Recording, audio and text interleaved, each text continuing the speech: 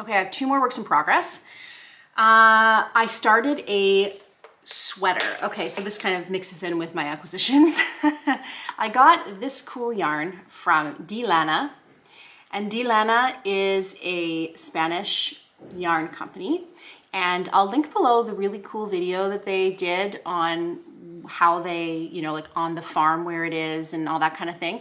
This is a very rustic yarn. It's rustic. It makes me think very much of my friend James. James, if you're watching, this makes me think of you because you love knitting with rustic yarns, and I don't have a ton of experience with super rustic yarns. So this is undyed. This is the color of the sheep, and it's in these really cool, I like to call them cigars, but they're actually called canillo, which means bobbin. Okay, so it's a bobbin. And nice thing about this is you don't have to wind it. You just knit right off this. It literally, let me show you the one that I'm in mid, here we go. Okay, so this is the one that I'm midway through, and you literally just do that and take it off the top, see? And it will wind all the way down. Well, now these are merino sheep, and so it's not like, it's not super scratchy for rustic wool, but it's certainly scratchy for, you know, regular wool. So what am I making? I'm making the Winterfell Cardigan. I've shown this to you guys before. This is the Aran Weight Winterfell Cardigan by Katrin Schneider. And I've just seen so many of these, and I just love that detail with the twisted stitch going along. And because it's Aran Weight, it's going to be faster. The other reason why I specifically ordered this wool for this cardigan is because I wanted something that would be like a jacket. So that would be a jackety cardigan. I'm even thinking I might put a zipper up the front instead of a button band. I was knitting it at my knitting ladies group that I go to on Thursday, and they were like, "Ooh, that's so heavy. That's so," but I'm like, yeah, but I want to think of it as a jacket. And when I'm back in Canada, you know, that the heaviness of it won't be a problem at all. It's certainly not something you'd wear against your skin. It's, you know, it's like a heavy cardigan, and I do think that it will soften up as I wash it. I just bought some wool wash from a local place, and so, because I don't have any with me, and I do think that will make a difference. Now, I did a swatch. I'll put in a picture because it's so rare. Actually, I call it a swatchlet. It's a swatchlet because it's a little swatch, but I knit it, and I blocked it and everything. And I did use a little bit of gentle shampoo to soak it in, and I found that that wasn't enough. So I'm hoping that this wool wash will do better. When I knit like with this, I smell like a petting zoo afterwards. So like to say this is sheepy is an understatement. It is super sheepy, and there's like little pieces of hay and stuff in there. This is like the real deal. But I love that it's from Spain, and so these are what? These are 100 grams, 193 meters. So that's what, 210 meters. Sorry, feet, 210 feet. So this is €4.50. So €4.50 for that much yarn. That's, you know, done ethically raised and hand carded and all that kind of stuff. And it was €5 to ship. And I think I need 5 of these, although I got so much done with my first one. I'm wondering if I can get through 4 and maybe do a hat or something with the last one. So, you know, even considering shipping, that's a €30 jacket, sweater. Anyway, so here we are. Here's where I am so far. Let me put it on a hanger. Wait, one sec. Got really, really hot all of a sudden. I think it's holding all this wool.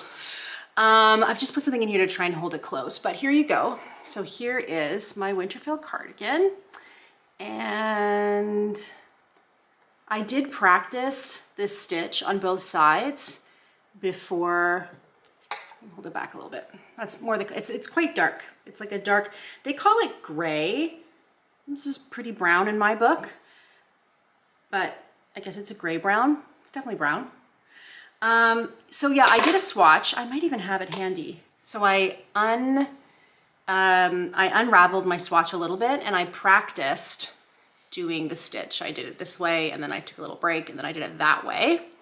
And I used a brilliant video from a lady on YouTube, and it's kind of cute because it seems like she did it just like for her friend to learn and uploaded it just for her friend, and yet other people are looking at it, and she's like, "Oh, I hear it's gonna snow there. I hope that you stay warm, blah, blah, blah." But it was perfect because she also knits continental. And so I was able to use that, and now I have it down. You might notice that there are a few small mistakes. I can't see them here right now, but one thing I did is I think what happened was like I did a left twisted stitch when I should do a right twisted stitch, or vice versa. So there was one place where it was really showing, and literally all I did was thread one through and then just made another stitch and threaded it in again. Just created it so that the line of stitches would continue. And I think once it's all done and everything is set, you know, you won't notice it at all. But in the moment I was like, how did I get off? I've been so careful. Anyway, so overall though, I'm very happy. I think it's gonna turn out exactly the way I want it to turn out. I did order needles. I did order circulars in the sides to do the sleeves because, you know, rustic yarn is not the nicest to knit with, and I don't know that I want to magic loop the sleeves. I think it's worth it to do them in the round. So I've ordered that. But yeah, I think they're going to turn out really, really nice. The other thing I'm working on that I just started, oh, and the reason why I'm doing this is I watched an interview with, is it Carsen? What's his last name? I don't remember, I'll link it below. But the guy that wrote the book about knitting, posture knitting, you know, all that kind of thing. As I do this, I'm like, posture, hello. And one of the things he said was one of the most important things is to mix projects so that you're doing a, you know, different size needles, different gauge, different quality of yarn, different thickness of yarn, all that kind of thing that's better for your hands. And as I have had problems in the past, I want to do that. So I've started a blankie for Lily. So this is I'll like put it past slowly here, like credits. This is the Purl Soho Mitered blanket. And I'm doing this marled. I'm marling different yarns that I already have in my stash. Now, I also did buy 3 balls of yarn. I'll show them to you when they come in because I haven't received them yet, just to fill in things because I don't think I'm gonna have enough from my scraps for a full blanket, but mostly. So for this blanket, I initially started with the original suggested needle size, which was 4 millimeters. And it was very nice. Like this is kind of the gauge I was getting with that. And it is nice, like, but it was a little bit hard on my hands, and the whole point of this was to give my hands a break but still be able to knit. And if I was, you know, trying to make the blanket exactly as it is in the pattern, which is a free pattern, I'll put it below, it's very pretty, then maybe I would stick with it. But really what I wanted was a relaxing side knit and also make something for Lily using things that I already had on hand. So this is using the larger gauge. You can see that it's, you know, it's definitely larger and wider, but honestly, I kind of look at that as a bonus because it will then be a bigger blanket. I think it's kind of a baby blanket-y size, maybe a little bit bigger than that.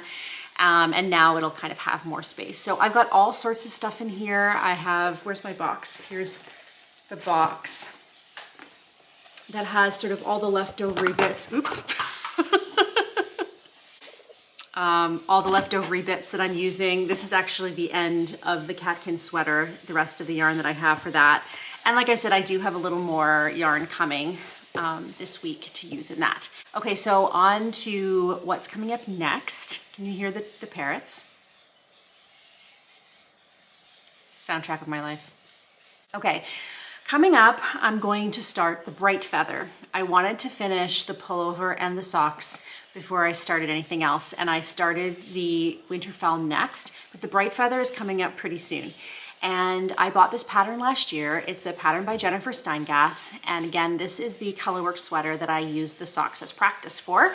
And I'm making it out of this Holskarn that I bought last year.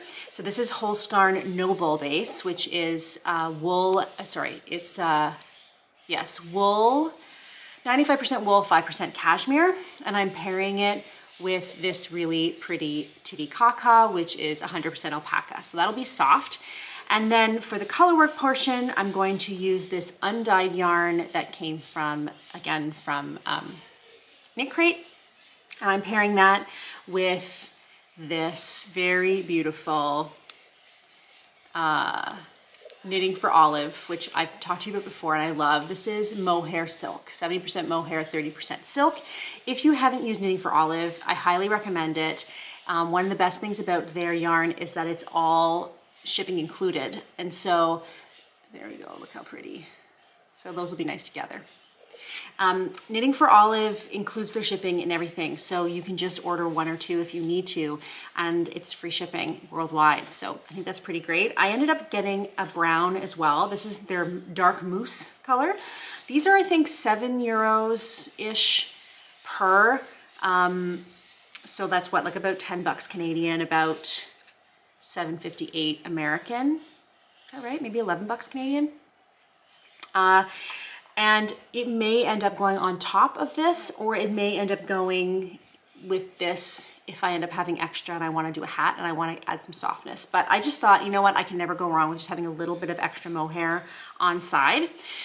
So those are the 2 colors I'm going to do together. It'll be the dark brown with the white accent, and I've already swatched for it.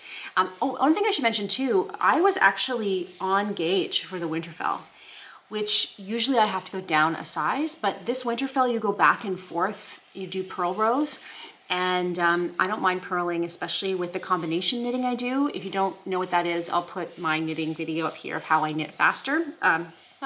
Faster, yeah, I mean, it's not because I knit faster, it's just works out for me, but it is a quicker way to knit for sure. And I used that on the Winterfell, and I found that I got exact gauge, and I think that might be because on the purl back you're purling a little bit tighter, and so as opposed to knitting in the round where I need to go down a needle size, knitting back and forth, I seem to get gauge. So yes, for the bright feather I did have to go down half a centimeter or half a millimeter. So it's supposed to be, the main needle size I think is 3.75, and I'm doing 3.5. I did have to order 1 more needle set. I don't have 3.75s interchangeable. So my knitting set, let me show you quickly just in case you haven't seen it. So at home in Toronto, I have a set of Hayas that I kind of accumulated from a store that was not going out of business. They were moving from a knitting and sewing store to just a sewing store. And so they had their Hayas 50% off and then 75% off. And so I have a ton of Hayas, not everything, but a good chunk. And then when I moved to Spain, for somehow I forgot to put my knitting needles in with my luggage. And so after a lot of going back and forth on should I invest in ChowGoos or should I just, I got these Knit Pros, and these Knit Pros are €40. And honestly, I have been very happy. I don't feel like I settled at all. They were much less expensive. So here in Spain, they're called Knit Pro, and I think at home they're called Knit Pick. I think that's what it is. Yeah, I think here they're called Knit Pros. So I ordered, and I can also, the good thing is that even though I have the set, I can order the extra needles. And then, so I have these here. These are my 3.0s, and I can just put them in there. So I can recommend these. These are the simplest basic set of Knit Pros. And I think they go from 3.5 up to, well, let me look. 3.5 to 8 millimeter. Have those. So for the bright feather, getting back on topic, for the bright feather, I do have to go down 1 needle size, and that's fine. I'm good with that. So I'll start that probably next. And then do I have anything else on the go? I might do a love note for Lily. I'm considering buying that pattern by Tin Can Knits. I'll put in a picture. The reason why I'm considering that is because of the great range of sizes and the fact that it takes so little yardage. And I feel like that might be a really practical pattern to have on hand to use for that sort of random skein or two that you have. It could also be really good for gift knitting because it won't take quite as long. So I think I might pick that up. And the other pattern that I wanted to tell you guys about, so I was watching Fruity Knitting. I don't know if you guys watch Fruity Knitting. She knit an amazing sweater by the maritime designer Jennifer Beal. And I'm just gonna put in pictures. I can't get it to load. So the Step Aside is also an Aran weight sweater, and I just thought the construction of it was super cool. I thought the pattern was really cool, the oversized pockets. Yeah, so that's kind of on my dream knitting list. I don't know if it's something that I would knit this year or not. It might be when I get back home. It's a little more for a place that has more winter as opposed to here in Spain, but I thought it was super cool. Anyway, so that is all my knitting that I have on the go. I think I'm like looking at this pile of yarn in front of me and trying to decide if there's anything I've forgotten, but no, I think that's it. My battery has run out 3 times. I've had at least 3 hairdos, but I finally got to the end. So if you enjoyed this video, please do give it a thumbs up. Share it with another knitter if you would, because most of my followers are sewers. And so if you know a knitter who might like a new podcast to watch, that would be great. And my next knitting video will show you all of my hand knits that I have here with me in Spain. So all of the sweaters and scarves, might throw in a pair of socks as well, but basically all my sweaters and scarves, so you can see everything. And a lot of those are really great for beginners, and a lot of them are free patterns as well. So if you'd like to see that, please do let me know below and I will throw that in. And then I'll be back with some sewing really, really soon. Okay guys, that is all. I hope that wherever you are, the sun is shining and you are knitting or sewing or anything else that makes you happy. I'll talk to you soon. Bye-bye.